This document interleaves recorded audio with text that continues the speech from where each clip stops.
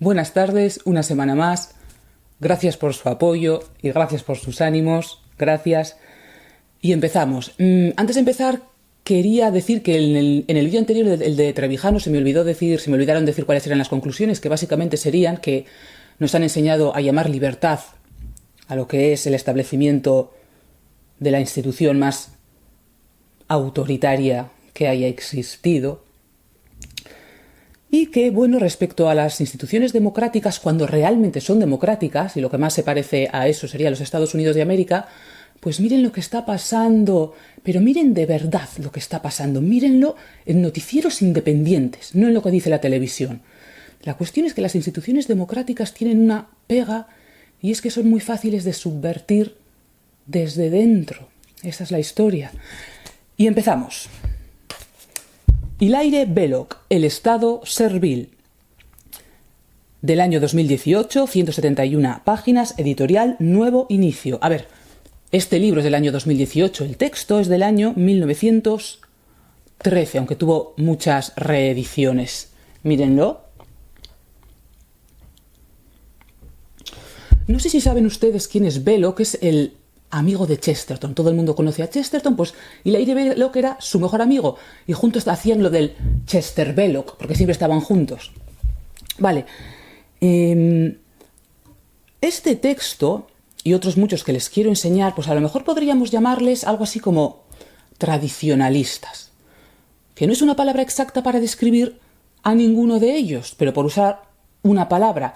Piensen que Belloc para la izquierda es derecha, para la derecha es izquierda, y está ahí entre los unos y los otros o en contra de los dos. Bueno, lo que explica Belloc en este texto, a ver, ¿me he olvidado de algo? Creo que no.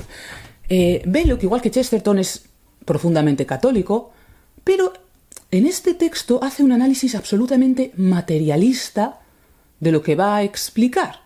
Materialista en contraposición a idealista. Entonces,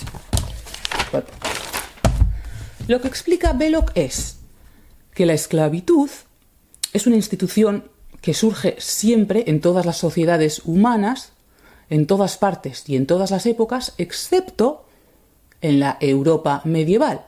Y se pregunta, ¿por qué en Europa desapareció la esclavitud?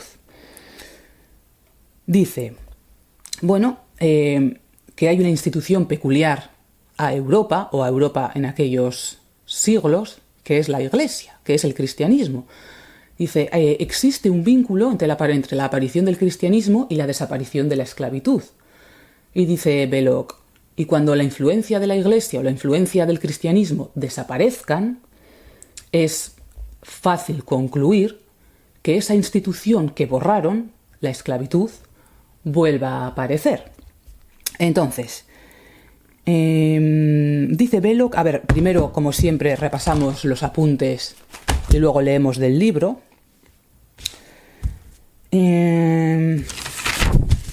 Bueno, la cosa es, cuando cae el Imperio Romano, existe esa época de oscuridad documental, que llamamos siglos oscuros, que es precisamente la época en la que se forja lo que después va a ser Europa. Pero claro, no tenemos documentación. Entonces, justo esas épocas interesantes en las que se ve cómo desaparece la esclavitud, pues nada de eso está documentado. Ocurre que en el siglo XI, con el Renacimiento del siglo XI, mucho más importante que el Renacimiento y que nadie conoce, sigue existiendo la palabra servus, pero ya no denota al esclavo medieval, está denotando una realidad diferente. Dice, la esclavitud desaparece, pero no la sustituye ningún colectivismo, porque ha existido algo que es la Iglesia que ha evitado que surjan esas nuevas estructuras públicas tan fuertes que puedan simplemente robar o forzar a las masas trabajadoras a que les entreguen toda su producción. Entonces, dice Belloc que con la Reforma Protestante esa tendencia se interrumpe. En Inglaterra los nobles roban las propiedades de la Iglesia, roban las propiedades de los monasterios, Y después ocurrirá, bueno, por lo tanto, vamos a tener una clase social que va a concentrar todo el capital y toda la tierra, es decir, cuando digamos tierra piensen medio de producción, y unas masas productoras que ya no van a estar ni capitalizadas ni van a tener, no van a ser propietarias de medios de producción. Después ocurren las leyes de las enclosure act, las leyes de cerramiento, mediante las cuales las parcelas de los pequeños campesinos independientes pues se cierran en una gran explotación y los campesinos son expulsados de sus tierras. Ya saben, ahí empieza la revolución industrial. Entonces, la cuestión es que durante la Edad Media lo que ha ocurrido es que las masas trabajadoras han conseguido capitalizarse y ser dueñas de su tierra, de su medio de producción. Y eso se pierde cuando empieza la Revolución Protestante y la Revolución Industrial. Y llegamos al siglo XIX, en el que ese proceso está ya casi completado. Después ocurren las guerras mundiales, la Primera Guerra Mundial y la Segunda Guerra Mundial, y ese proceso parece que se detiene. Y una vez de que se acaba la Guerra Mundial, ocurre que hay que rehacerlo todo, toda la economía, el Estado tampoco es fuerte y no puede imponerse, y entonces las masas trabajadoras vuelven a capitalizarse y a ser dueñas de sus medios de producción. Pero eso es un espejismo. ¿Cuánto ha durado? 2 generaciones, la generación de nuestros padres y de nuestros abuelos, y nosotros vamos a ser esa generación que va a vivir peor que sus antepasados, que sus padres y abuelos. Entonces, ese proceso ahora vuelve a coger fuerza, ese proceso en el que las masas productoras se quedan sin capital y sin medios de producción y que pasan a una oligarquía. Entonces, dice Hilaire Belloc, cuando ese proceso llegue a completarse, cuando ese cambio en los medios de producción se complete, ocurrirá un cambio de estatus político de las clases trabajadoras. Porque así ha ocurrido siempre. El estatus político se vincula a tu situación económica, así eres dueño o no de tus medios de producción. Entonces, ¿qué va a pasar? Que ocurrirá un cambio de estatus. A esa nueva situación no se le volverá a llamar esclavitud. Nadie aceptaría ser un esclavo. Pero básicamente será una pérdida de derechos políticos. Algo similar a una situación de esclavitud. Y dice Hilaire Belloc, bueno, y hay mucha gente que lo prefiere así, porque la cosa es que el Estado procurará siempre que esas masas no caigan bajo el nivel de subsistencia, otorgándoles, sí, adivínenlo, una renta mínima universal. Y lo dice así prácticamente con esas palabras, ahora lo vamos a leer. Pero bueno, su estatus será diferente. Llámenlo, no se va a llamar esclavitud, llámenlo situación política diversa. Eso me lo estoy inventando, llámenlo como quieran, pero ocurrirá ese cambio de estatus. Entonces, para sustituir al capitalismo o a la gran concentración en la propiedad de los medios de producción, existen varias alternativas, que son la colectivización, es decir, el comunismo, es decir, el socialismo. Lo que Belloc y Chesterton defendían, que era el distribucionismo, el estado distributivo, que los medios de producción vuelvan a fragmentarse y vuelvan a ser propiedad privada de cada trabajador. Y si no, directamente, un régimen de esclavitud, en los que unos trabajan y los otros se benefician. Vamos a leer un poco lo que dice Belloc. Dice: el efecto de la doctrina socialista en la sociedad capitalista consiste en la producción de una tercera cosa distinta de las dos que la engendraron, es decir, el estado servil. Por cierto, en este texto, en este libro que vamos a reseñar próximamente del gran historiador francés Guy Bois, aquí se explica un poco más la influencia que tiene la Iglesia a la hora de explicar cómo se reparten los medios de producción. Bueno, y también no sé si lo he dicho, que Guy Bois dice que... Hilaire Belloc dice que hay mucha gente que prefiere eso, que ya no quiere ser dueña de sus medios de producción, pues porque hay que ser responsable, hay que trabajar más, y hay mucha gente que preferirá ese nuevo estatus antes que el Estado, formar parte de un Estado distributivo.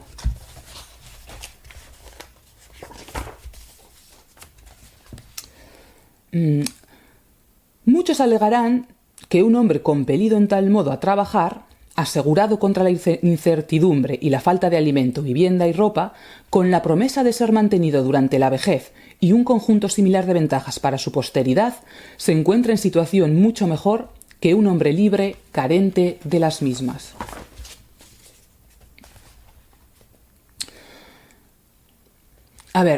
Asegurarse la producción del esclavo no imponiéndole más que determinados tributos sancionados por la costumbre, eso era lo que hacían los señores medievales, entonces el esclavo y sus descendientes quedaron más o menos arraigados a su lugar. Este es el paso previo a apropiarte de la tierra y hacerte propietario de tus medios de producción. Todavía algunos eran comprados y vendidos, pero en cantidades decrecientes.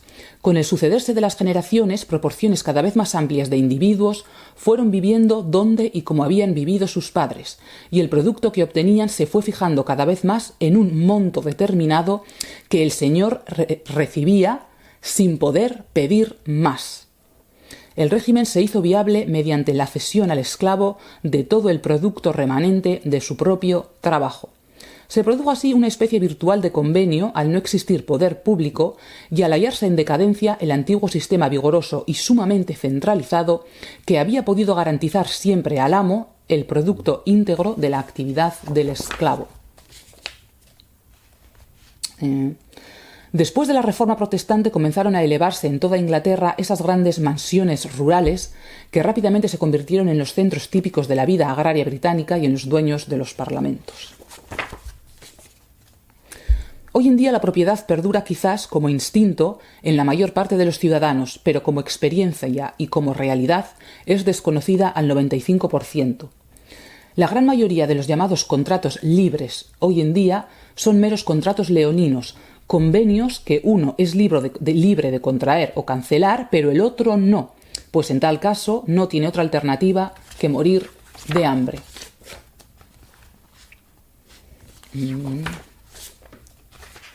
Podría restaurarse la propiedad. Es asimismo evidente que todos los esfuerzos para restaurarla presentan en una sociedad capitalista como la nuestra un carácter de rareza, de experimento dudoso, de incoordinación con las demás realidades sociales. Por otra parte, el experimento colectivista se adapta completamente a la sociedad capitalista a la cual se propone sustituir. Trabaja con la maquinaria disponible del capitalismo, habla y piensa con los mismos términos del capitalismo. Recurre justamente a los apetitos despertados por el capitalismo y ridiculiza, calificándolas de fantásticas e inauditas, aquellas cosas de la sociedad cuya memoria mató el capitalismo en el alma de los hombres.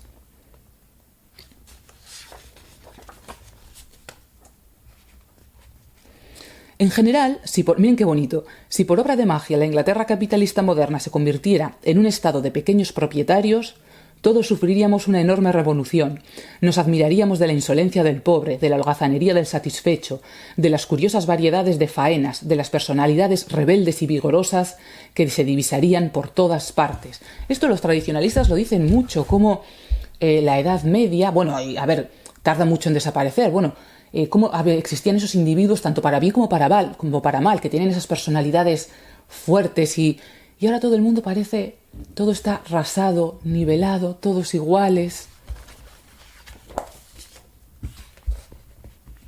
El Estado está confiscando, sin duda, es decir, está gravando en muchos casos de tal manera que empobrece al contribuyente y en lugar de recortar sus entradas, más bien lo descapitaliza. Pero no aplica tales ingresos a la compra de los medios de producción para convertirse en Estado socialista, sino que los invierte inmediatamente creando nuevos cargos públicos o bien transfiriéndolos a otro sector capitalista. Todo esto que está sucediendo no son pequeñas señales. Dice, si un historiador del futuro estudiara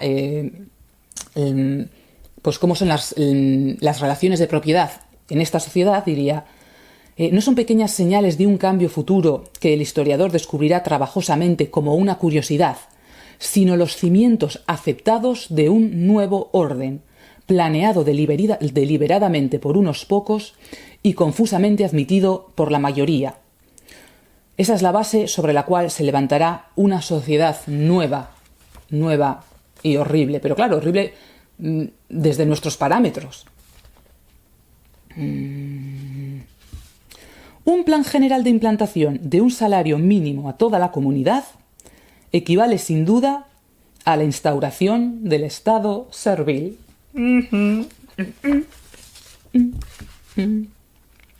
Todos los experimentos llamados socialistas en materia de municipalización y nacionalización no hacen más que acrecentar la subordinación de la comunidad a la clase capitalista. Basta con observar que cada uno de estos experimentos se lleva a cabo mediante un empréstito.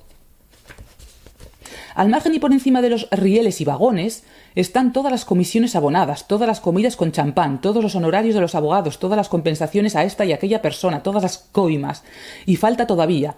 Los tranvías constituyen una inversión productiva. ¿Qué diremos de los parques de recreo, los lavaderos, los baños, las bibliotecas, los monumentos, etc.? La mayor parte de estas cosas provienen de empréstitos. Se fomenta esa especie de capitalismo, como lo llamamos hoy en día, capitalismo financiero. Todos estos experimentos municipales y nacionales realizados en toda Europa durante la generación pasada tuvieron por consecuencia un endeudamiento creciente al capital. El futuro de la sociedad industrial y en particular de la sociedad británica, si se lo deja libre en su propia dirección, es el futuro en el que el proletariado tendrá garantizadas la subsistencia y la seguridad, pero garantizadas a expensas de la anterior libertad política y mediante la instauración de ese proletariado en un nuevo estatus, aunque no nominalmente, de hecho, servil. Bueno, ¿les ha gustado? ¿Creen que ha sabido ver el futuro mejor que otros autores? Pues esos son los textos que yo quiero enseñarles, ese tipo de textos que creo realmente que han sabido ver el futuro mejor que otros. Llamémoslos tradicionalistas, por llamarles de alguna manera. Tengo más textos de Belloc que ya vamos a comentar. Hay algunos que dan bastante miedo de cómo ve el futuro. Este no es el más pesimista. Y bueno, sin más, pasen una feliz semana, manténganse alejados de toda la porquería que publican las editoriales y hasta la semana que viene.